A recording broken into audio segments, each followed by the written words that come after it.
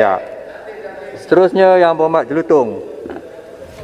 Terima kasih Tan Sri Speaker. Saya bangun untuk bersama-sama rakan-rakan saya di sebelah sini untuk menyatakan bantahan kami yang sekeras-kerasnya kepada usul yang telah dibawa oleh Menteri.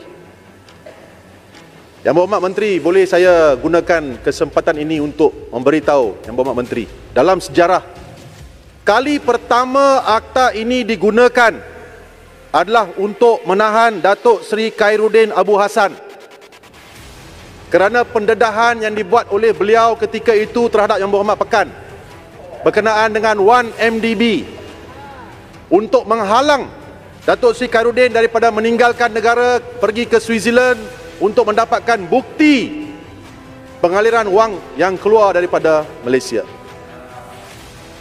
Ini menunjukkan bahawa akta ini akan disalahgunakan. Yang Berhormat Menteri, saya beri nasihat, jangan lupa Perikatan Nasional sekarang menghadapi cabaran daripada dalam. Tak silap, akta ini akan digunakan terhadap Yang Berhormat Menteri juga. 2-3 hari ini Pekan dan Bangan Datuk dah belasah Perikatan Nasional. Cukup. Your days are numbered. Jangan lupa. Saya nak beritahu. Dan Tuan Speaker, akta ini sebagai seorang peguam, saya nak beritahu, ada peruntukan yang begitu salah, zalim, dan saya ingin memetik peruntukan tersebut. Salah satu peruntukan, iaitu Section 14 yang berbunyi seperti berikut. Walau apapun perkara 5 Perlembagaan Persekutuan dan Section 264 Kanun Tata Cara Jenayah, jika pada bila-bila masa semasa perbicaraan bagi kesalahan keselamatan mana-mana saksi pendakwaan yang enggan identitinya didedahkan dan mahu memberikan keterangan dalam cara yang dia tidak dapat dilihat atau didengar oleh kedua-dua tertuduh dan peguamnya, pendakwa raya boleh membuat suatu permohonan secara lisan kepada mahkamah supaya tata cara dalam seksyen ini terpakai. Maksudnya, saksi itu boleh berada dalam bilik yang berlainan, identiti saksi itu tidak dapat didedahkan, suara saksi itu juga boleh ditukar, dan peguam tidak boleh melihat saksi itu ketika menyoal balas saksi itu. Apakah undang-undang ini? Ini adalah sesuatu yang begitu zalim. Seorang yang dituduh di mahkamah berhak untuk melihat saksi yang memberi keterangan terhadap beliau. Peguam beliau berhak untuk menyoal. Okey, Lugo, boleh saya tanya? Silakan, Jelutong, Speaker.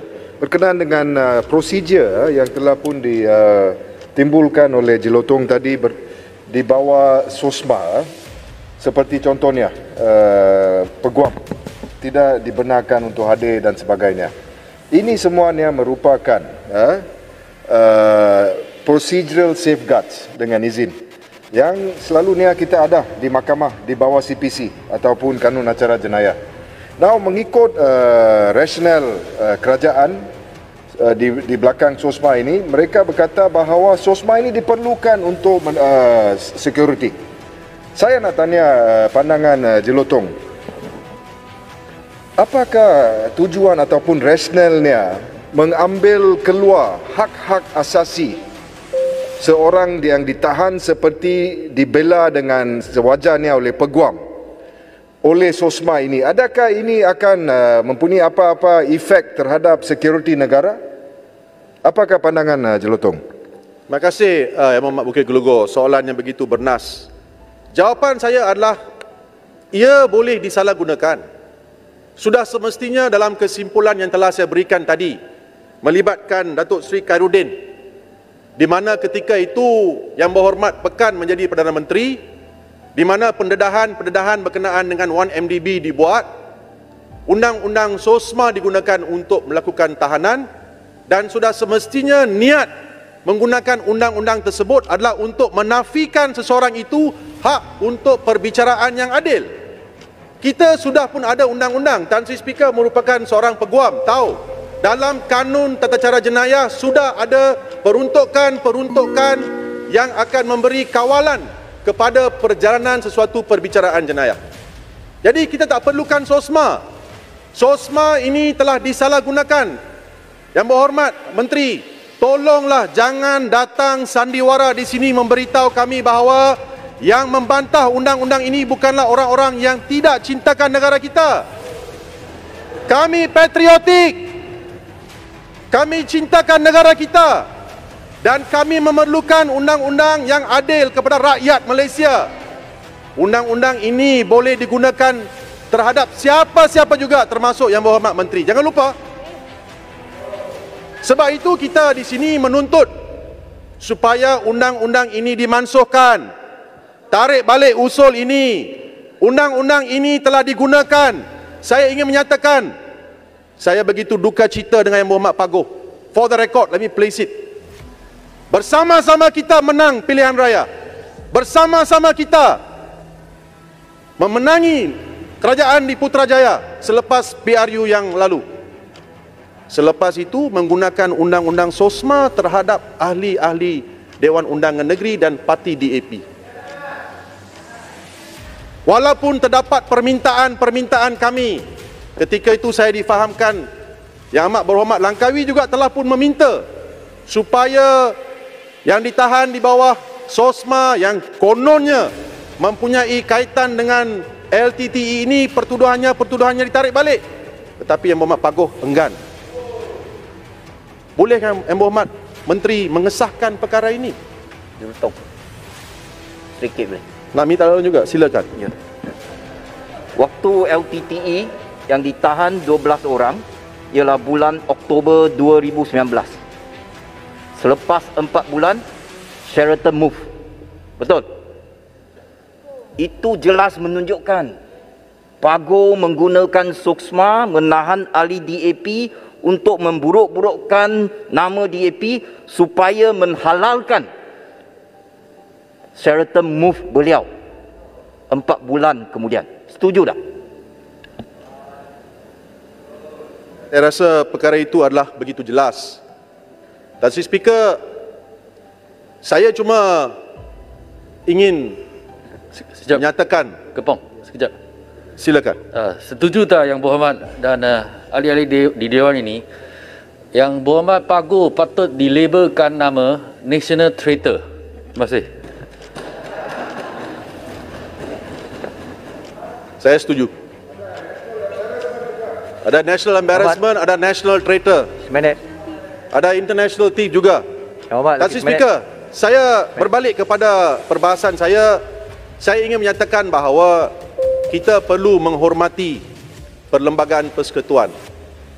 Kita perlu memastikan semua rakyat di negara kita diberi hak untuk mendapatkan satu perbicaraan yang adil. Dan SOSMA ini tidak boleh menjamin perbicaraan yang adil. Dan kita telah lihat, sejarah telah membuktikan, menunjukkan bahawa selain daripada tahanan LTTE, ada ramai lagi yang ditahan tanpa diberi peluang untuk mendapatkan jamin pun.